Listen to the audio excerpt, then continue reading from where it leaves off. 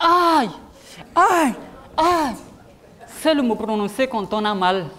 Il y a probablement peu de gens parmi nous qui n'ont jamais eu mal.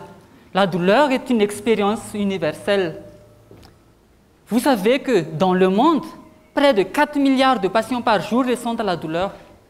Et pour 70% des cas, il constitue le premier motif d'une consultation médicale. Rappelons qu'une douleur peut être aiguë, limitée dans le temps, et avec un rôle de protection de notre organisme, ou chronique, pathologique, donc doit être prise en charge médicamenteusement. Le traitement de la douleur est souvent font appel aux antalgiques, des médicaments qui suppriment la douleur. Mais quelle que soit leur nature, ils sont à l'origine de nombreux effets indésirables. Si on ne parle que les effets addictifs des opioïdes, ou encore l'impact rénal et gastrique des anti-inflammatoires classiques. La recherche d'un nouveau médicament antalgique est donc une priorité pour l'humanité.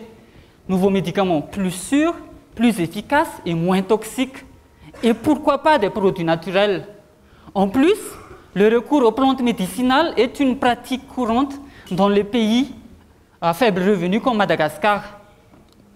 C'est ainsi que l'objectif de ma thèse est de valoriser les plantes médicinales par des études chimiques et biologiques afin de mettre à la disposition de la population des remèdes traditionnels améliorés, d'efficacité prouvée et sûrs en termes de sécurité d'emploi. Dans cette optique, j'ai évalué l'activité antalgique d'une plante nommée Imperata cylindrica ou TEN en malgache, largement utilisée par les populations autochtones pour soulager leurs douleurs, comme maux de dents, douleurs musculaires et surtout la goutte.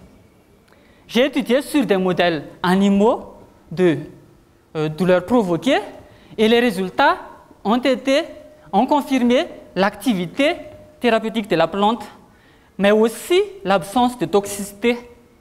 Quelques patients ont été aussi traités avec cette plante et pour une vingtaine de patients, seule une personne n'a pas ressenti l'effet antalgique de la plante. Pour le reste, ils ont exprimé leur satisfaction. L'utilisation de la plante par la population est donc vérifiée scientifiquement.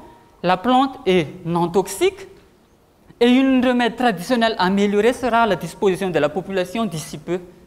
Alors que demande le peuple? Un monde sans douleur. Et pourquoi pas en 180 secondes? Merci.